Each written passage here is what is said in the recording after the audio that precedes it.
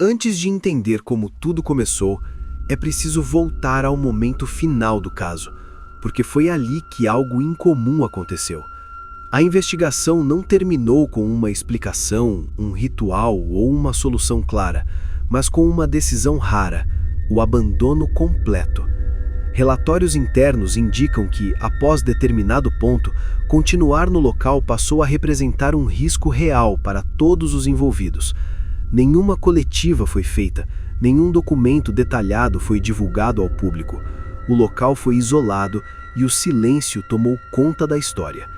Esse tipo de encerramento foge completamente do padrão conhecido em investigações paranormais, onde normalmente existe ao menos uma tentativa de compreensão. Aqui, a escolha foi simplesmente se afastar. E isso levanta uma pergunta perturbadora: o que pode ser tão perigoso a ponto de não merecer uma resposta? O início do caso, curiosamente, não parecia diferente de tantos outros relatos de atividades estranhas. Moradores afirmavam ouvir ruídos durante a madrugada, sentir mudanças bruscas de temperatura e perceber objetos fora do lugar. O que chamou a atenção foi a frequência. Os fenômenos não eram esporádicos, mas constantes, criando uma rotina de medo. Anotações descrevem que, dia após dia, a sensação de desconforto aumentava, como se o ambiente estivesse se tornando progressivamente mais opressivo. Não havia um evento único que explicasse tudo, mas uma sequência contínua de pequenas ocorrências. Esse tipo de padrão costuma ser mais desgastante psicologicamente, pois não permite alívio. É nesse ponto que muitos casos deixam de ser apenas estranhos e passam a ser considerados perigosos. Conforme a investigação avançava, surgiram relatos ainda mais preocupantes envolvendo os próprios investigadores. Pessoas experientes começaram a registrar sintomas físicos e mentais inesperados, como fadiga extrema, confusão mental e lapsos de memória. Alguns afirmavam sentir a presença mesmo fora do local, como se algo tivesse ultrapassado os limites físicos da investigação. Equipamentos apresentavam falhas repetidas, gravações eram interrompidas sem explicação e registros visuais não correspondiam ao que era observado no momento.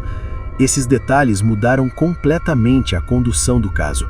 Não se tratava mais de analisar um ambiente, mas de lidar com algo que parecia acompanhar quem se envolvia demais. Esse fator foi decisivo para o aumento da tensão entre os participantes. O ponto de ruptura aconteceu após um registro específico, citado apenas de forma vaga em documentos posteriores. Não há descrição completa do ocorrido, apenas referências a um episódio considerado grave o suficiente para mudar tudo. Após esse momento, reuniões internas foram realizadas e a possibilidade de continuar foi colocada em dúvida.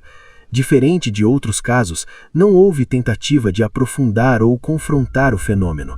A decisão foi recuar. Algumas anotações mencionam a palavra contenção, não no sentido de resolver, mas de evitar algo maior. Esse detalhe sugere que o foco deixou de ser a explicação e passou a ser a sobrevivência. Quando profissionais chegam a esse ponto, algo claramente saiu do controle. Depois do abandono, o caso entrou em um estado quase fantasma. O local nunca foi oficialmente liberado e informações posteriores surgem apenas em menções indiretas. Nenhum dos envolvidos voltou a falar abertamente sobre o que aconteceu, o que alimenta ainda mais as especulações. A ausência de respostas se tornou parte do terror. Diferente de histórias com finais claros, aqui o medo permanece justamente porque não houve conclusão. Se você está achando essa história inquietante até agora, fica até o final, porque o que torna esse caso único não é o que foi descoberto, mas o que foi deliberadamente deixado para trás, sem explicação alguma. Com o passar dos anos, teorias surgiram tentando explicar o abandono repentino. Algumas sugerem que o fenômeno apresentava um padrão de escalada, outras apontam para a possibilidade de algo que não reagia a métodos conhecidos. O fato é que esse caso se tornou referência justamente por mostrar um limite. Nem tudo pode ser enfrentado, nem tudo pode ser compreendido. E talvez essa seja a parte mais perturbadora dessa história. Se esse tipo de relato te prende, se inscreva no canal, porque existem outros casos reais que seguem exatamente esse mesmo padrão inquietante. Histórias onde o maior sinal de perigo não é a manifestação, mas o silêncio deixado depois. No fim, o caso abandonado permanece como um lembrete incômodo de que algumas investigações não terminam com respostas, mas com escolhas difíceis. A decisão de se afastar pode parecer covardia para alguns, mas para quem viveu a experiência, foi uma questão de necessidade. O medo aqui não é em um susto ou em uma imagem, mas na ideia de que algo foi considerado perigoso demais para continuar. E se profissionais experientes chegaram a esse ponto, talvez a pergunta mais assustadora seja outra: o que teria acontecido se eles tivessem decidido ficar? Deixa nos comentários o que você acha que levou ao abandono desse caso e se acredita que algumas coisas realmente não deveriam ser investigadas.